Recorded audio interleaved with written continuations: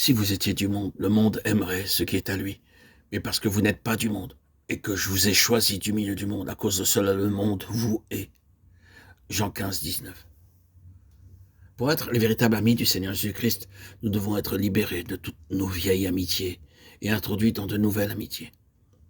Dans Jean 15, 19, nous réalisons que nous avons été arrachés par la puissante main de Dieu, du monde, des relations et des amis mondains incompatibles avec l'amitié de Dieu.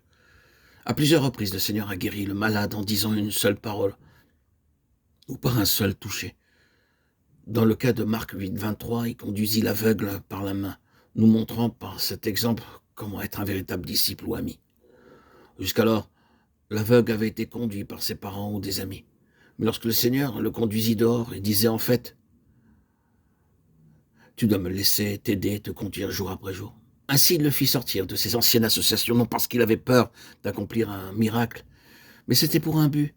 Le même but pour lequel il demanda à Abraham de quitter sa parenté, sa famille et tous ses amis, pour lui donner de nouvelles relations. C'est la première leçon que nous devons apprendre si nous désirons jouir de l'amitié divine de Dieu.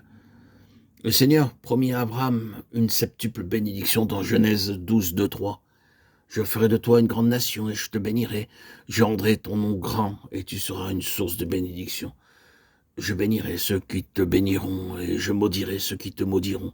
Et toutes les familles de la terre seront bénies en toi. Cette septuple bénédiction s'adresse à toute personne désirant être un ami de Dieu. Je ferai de toi une grande nation et je te bénirai. Je rendrai ton nom grand et tu seras une source de bénédiction. Je bénirai ceux qui te béniront et je maudirai ceux qui te maudiront. Et toutes les familles de la terre seront bénies en toi. Genèse 12, 2, 3. Je ferai de toi une grande nation. Lorsque vous êtes sauvés, plusieurs peuvent être sauvés par votre moyen et par eux aussi, bien d'autres peuvent être sauvés. Nous faisons tous partie de sa famille et à travers nos prières, notre témoignage, notre amour, notre service et d'autres moyens, d'autres peuvent être sauvés. Je te bénirai. Nous recevons de Dieu toutes sortes de bénédictions éternelles et particulières jour après jour. À cause de la vie nouvelle et de son amour, nous avons une paix, une joie, un amour et une amitié éternelle. Je rendrai ton nom grand. Lorsqu'un homme meurt, il est complètement oublié, quelle que soit son importance dans le monde. Mais celui qui naît de nouveau et tous ceux qui appartiennent au Seigneur Jésus-Christ seront accueillis dans les cieux à leur mort comme rois et sacrificateurs.